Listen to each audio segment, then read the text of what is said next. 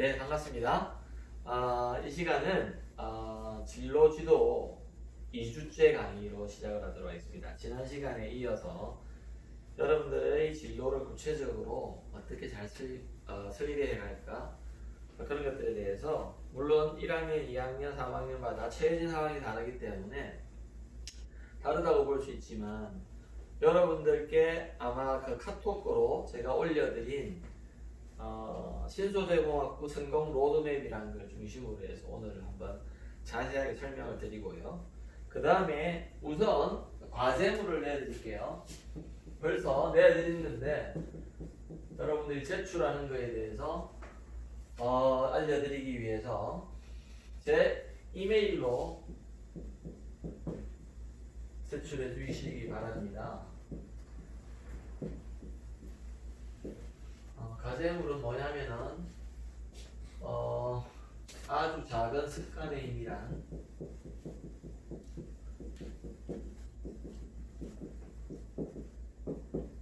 한글 이름이고요.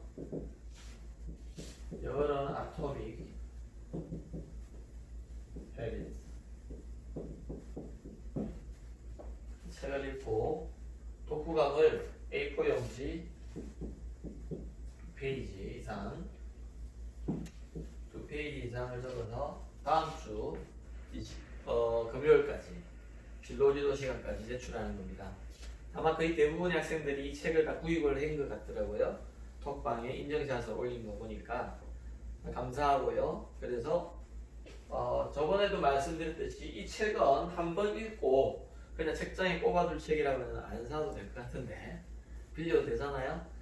그런 책이 아니고요.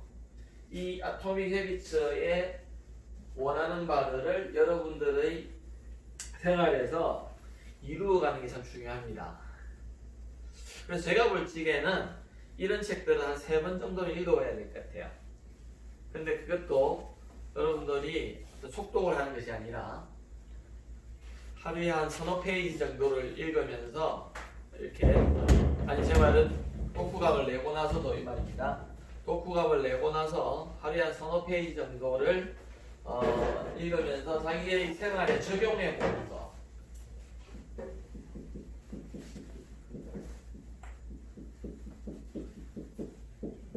적용을 함으로 해서 아주 작은 습관들이 모여서 있잖아요. 어떤 습관의 파워를 여러분들이 느껴볼 수 있습니다. 습관이 모여가지고요, 실력이라는 게 되거든요. 좋은 습관들이 모여서 만들어가는 게 실력입니다. 그래서 여러분들이 예를 들자면은요, 아주 작게 하루에 30분이라도 토익 공부를 매일 한다면은요, 1년 지나면은 엄청난 영어 실력이 됩니다. 아마 4년 동안에 매일 30분씩만 영어 공부한다. 토익 공부를 하면은요, 여러분이 졸업할 때쯤 되면 토익 900점 무조건 나옵니다. 거짓말이겠죠? 30분이면요, 좀 방학 때는 더 열심히 한다고 볼지 1년에 200시간을 공부하게 되어 있습니다. 맞죠? 365일이니까요. 그 다음에 4년을 하면은요, 800시간을 공부해요. 영어 800시간 공부하면요, 물론 어떻게 하느냐에 따라 다를 수 있지만 800시간 공부하면 토익 900점 나올걸요? 뭐 교수님이 해본 거니까 뭐 말하는 거겠죠. 저는 그렇게 안 했고요. 영어 공부를 하루에 8시간씩 한 10개월 정도 공부했어요. 미국에 가기 위해서. 그때 매일 8시간씩을 했습니다. 그러니까 미국에 갈 수 있는 영어 점수가 나오더라고요. 사람마다 좀 다를 수 있지만 저는 영어를 굉장히 잘하는 스타일은 아니었습니다. 오히려 수학이나 뭐 과학 이쪽에 더 재능이 있었으니까요. 그러니까 여러분들이 꾸준히 뭘 한다는 것 굉장히 중요합니다. 꾸준히 PC방에 가면은 어떻습니까? 게임은 잘할지 모르지만 신소재공학이라든지 여러분들이 필요한 분야에 대한 실력을 자꾸 떨어지게 되어 있습니다. 왜 그런가에 대해서 오늘 제가 설명을 드릴게요. 오늘은 그래서 특별히 강의가 뭐냐면은요,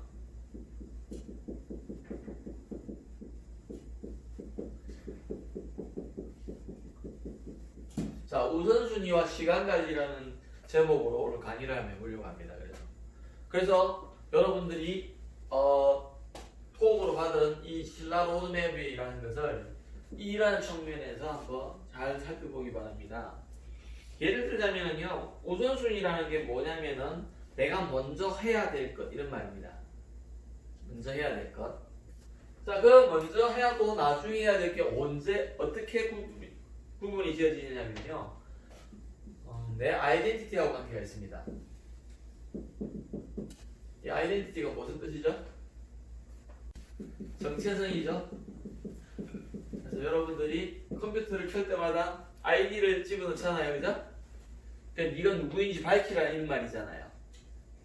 더 나아가서 어떻습니까?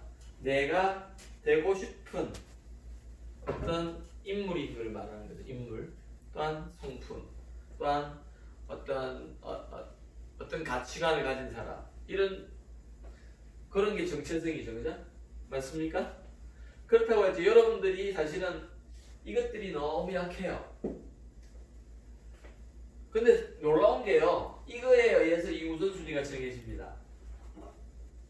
그러니까 무슨 말이냐면은, 자, 그래서 뭐라고 해놨습니까? 신소재 홍학도인데요. 왜? 뭐라고요? 성공 로드맵이라고 이렇게 제가 적어놨을 거예요. 톡방에 보시면요. 자, 그럼 우리의 정체성은 뭐다? 성공하는 신소재 공학부 학생이죠. 그리고 여러분들이요, 일단은 학생이란 어떤 그런 정체성을 가지고 있습니다.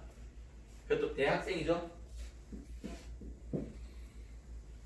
대학생이 무슨 뜻이라고 했죠, 제가 지난 시간에?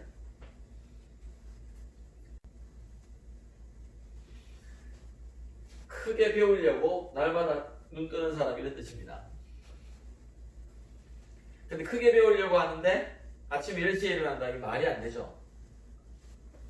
아닙니까? 여러분 한번 생각해 보세요. 미국은 좀 다른데요. 우리 한국을 벌칙에 초등학생보다는 중학교 때 학교 먼저 가야 되죠. 중학교보다는 고등학교 때 먼저 가죠. 일찍 가죠. 그다음 대학교 들어오니까 고등학교 때문에 일찍 옵니까? 안 오죠. 그러니까 대학교 가서 공부를 안 하는 거야. 근데 미국은 달라요. 미국은요, 대학교에 가면은 고등학교보다 공부 많이 시킵니다. 그래서 졸업을 다 안 시켜요. 졸업을 다 안 시키려고 하는 게 아니라, 잘 들어보십시오. 대학에 입학한 사람이 졸업을 하려면은 이 정도의 실력이 있어야 된다는 그런 수준이 우리 대한민국보다 높다는 겁니다. 한국은 어떻습니까? 대학마다 차이가 있지만 그냥 입학하면 졸업하는 비율이 막 90% 다 넘어요. 맞죠? 근데 미국은 안 그렇습니다. 그래서 심지어 6년 만에 군에 갔다 와서가 아니라, 미국은 모병들이 군에 안 가요. 군에 갔다 와서가 아니라 한 학기에 공부가 너무 어려워가지고 못 따라가서 14학점을 하는 사람도 꽤 많습니다. 15학점 이하로 하는 사람도 많다고요. 왜? 공부할 내용이 많기 때문에. 근데 우리나라는 어떻느냐면은, 내가 공부를 열심히 하는 사람이나 안 열심히 하는, 그냥 쟤도 18학점 하니까 나도 18학점 하고,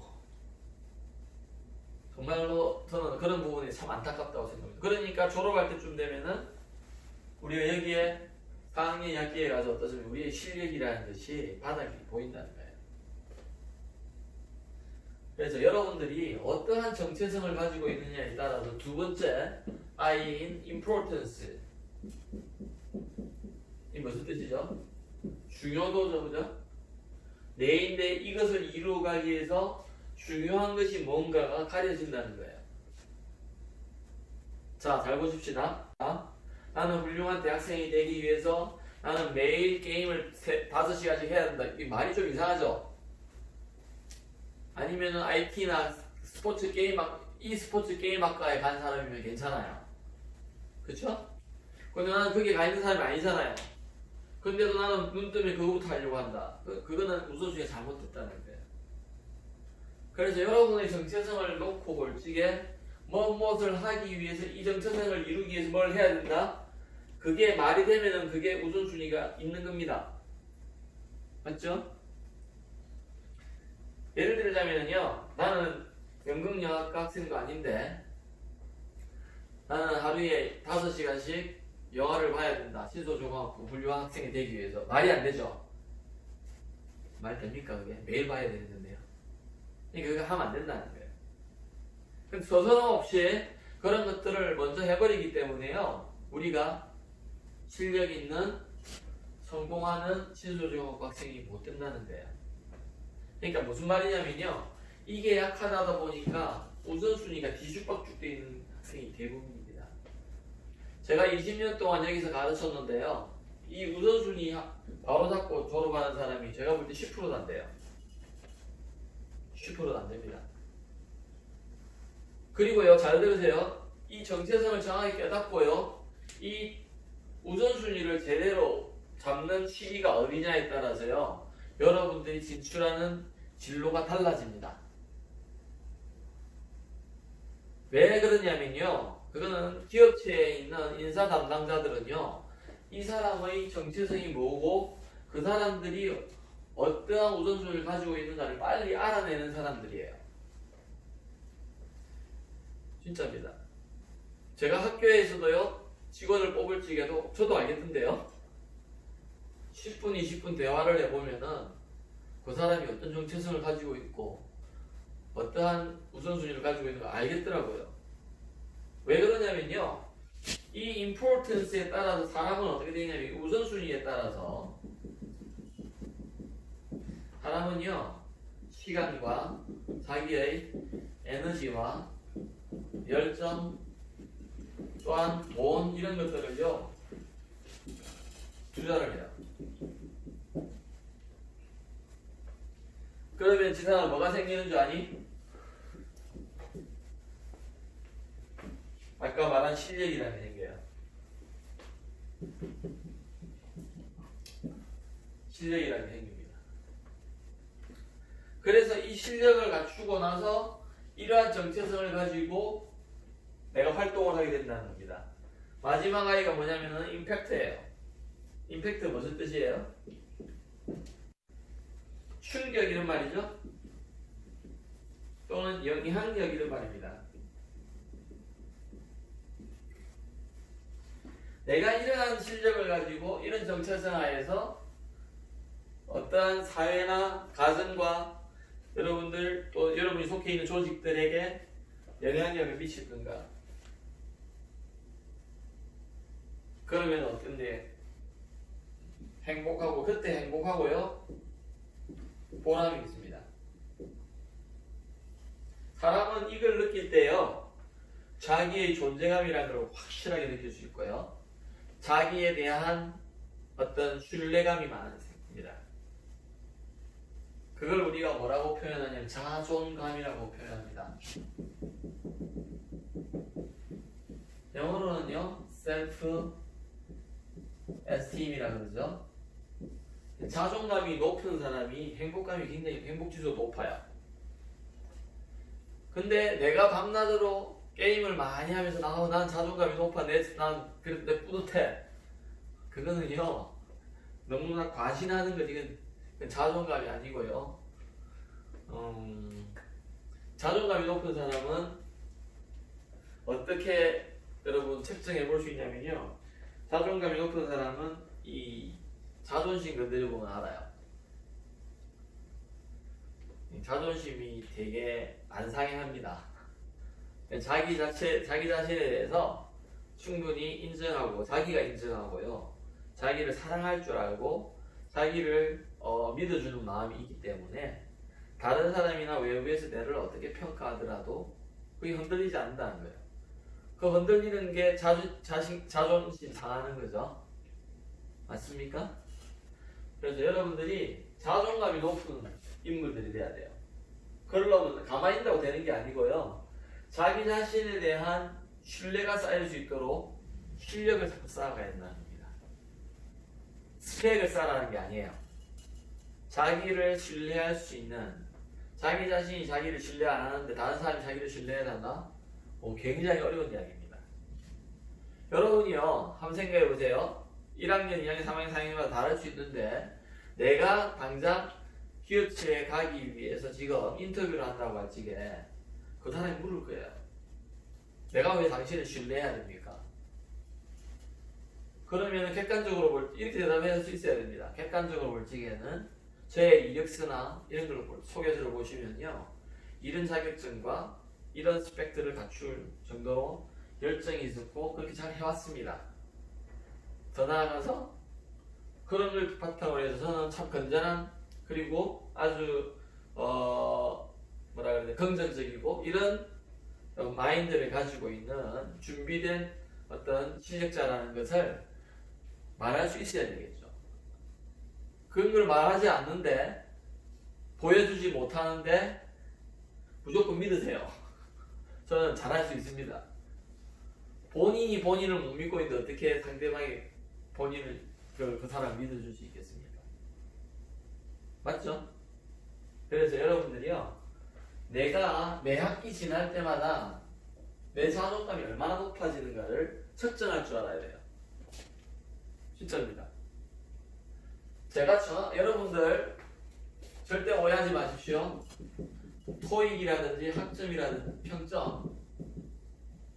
평점이라든지 이런 것들이 높아야지 이게 높다, 그런 건 아닙니다.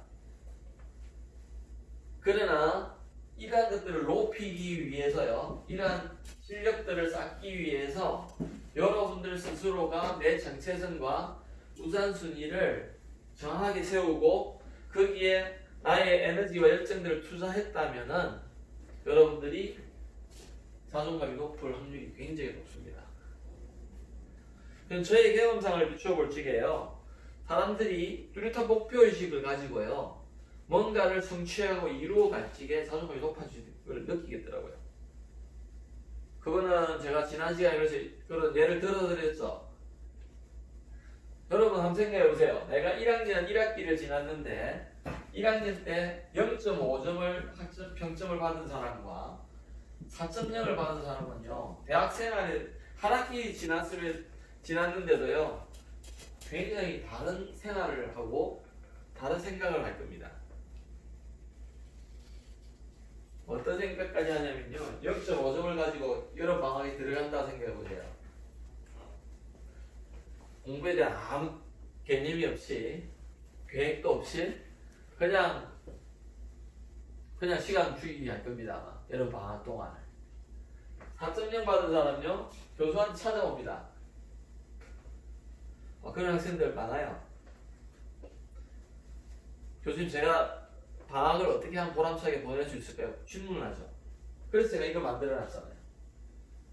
여기에 로드맵에 그려져 있는 대부분의 것들은요, 제가 뭐라 그랬냐면은 노력하고요, 그러니까 내가 지금 나의 IQ가 얼마고 내가 고등학교 성적이 어떻고 이거 아무 관계 없다는 거예요. 내가 얼마나 노력하고 열정을 들일 건가, 그 다음에 시간을 들일 것인가를 결단을 해야 돼요. 1학년 1학기 때 뭐라고 되어 있냐면요, 뭐라고 되어 있을까요? 토익 시험치기. 맞아요. 점수 받기가 아닙니다. 그냥 시험 치고래요. 왜 그렇다 그러대요? 동영상 봤죠? 시험을 쳐와야지 시험에 대해서 잘 알겠죠? 그래 어떻게 하면 공부할, 그러니까 요령도 좀 알 수 있을 거예요. 그래서 비싸더라도 쳐봐라 그랬습니다. 제가 제발. 두 번째가 뭐든가? 학점이 뭐 얼마나 돼요? 3.0이 맞아요. 이거 왜 받아야 한다던데? 국가장학금. 그죠? 부모님이 양심 좀 있으라는 거죠? 그리고 자기 자신에 대해 양심 좀 있어야 되지 않아요?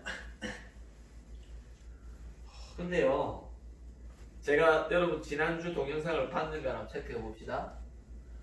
지난주에 뭐라고 그랬냐면은 1학년에 신라대학교 전체뿐만 아니라 부산에 있는 학생들, 대부분 학생들의 1학년 평점이 몇 점, 3.0 넘는 사람이 몇 프로라고요? 50%가 안 돼요. 대학들마다 좀 차이는 있겠지만 거의 55%의 학생들은요 3.0이 안 됩니다.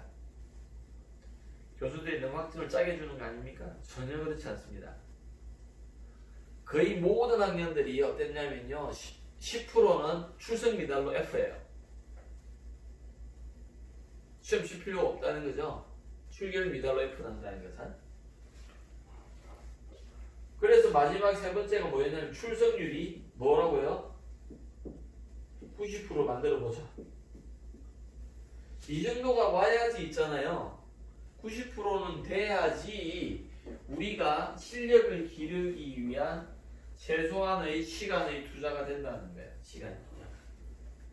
자, 왜 그런가는 신소재공학에 오면은요 어떤 거냐면 여러분들이 굉장한 내용은 아니지만 공업수학과 1학년 때 화학과 그리고 또 제일 좋아하는 물리라는 과목을 배웁니다. 제일 좋아하시죠, 그죠? 이성수 교수가 가르치니까 더 잘 좋아하실 거예요. 좋아할 수는 있습니다. 그런데 문제가 뭐죠? 어렵지 않습니까? 왜 어려운가도 지난주에 설명해 드렸어요. 이거 좀 해야지 이걸 할 수 있습니다. 기초물리 1장부터 오늘 예를 들어 보면 삼각함수, 벡터, 더하기 빼기 그 다음에 또 뭐가 나옵니까? 좌표계 이런 게 나오잖아요. 수학이. 그런 걸 기본으로 알아야 돼요. 1장이 그래서 공통적인 수학에 대해서 나옵니다. 그럼 물리라는 것은 그 바탕 위에서 하는 거기 때문에 더 어렵다. 그래서 과학보다 수능을 10배나 작게 쳐요. 과학이 20만 명 치면요 물리는 2만 명이 칩니다. 제가 수능 실제로 2번 가봐서 아는데요. 여러분 그만큼 차이가 난다는 거예요. 선호도가. 그런데요 물리가 화학만큼 많이 안 쓰이느냐? 그렇지는 않습니다. 기계공학을 해도 물리해야 되죠. 전자공학에도 물리해야지 화학보다 물리해야 되죠. 맞아요? 신소재는요 요거 두 개 비슷하게 해야 돼요. 그러나 우리가 알고 있는 기계공학은요 이거 훨씬 많이 해야 됩니다. 여러분 전기공학도 이거 훨씬 많이 해야 돼요. 맞죠? 화공은 당연히 이런 이제 화학을 많이 해야 됩니다. 그래서 공대의 60%는요 물리를 더 많이 해야 돼요.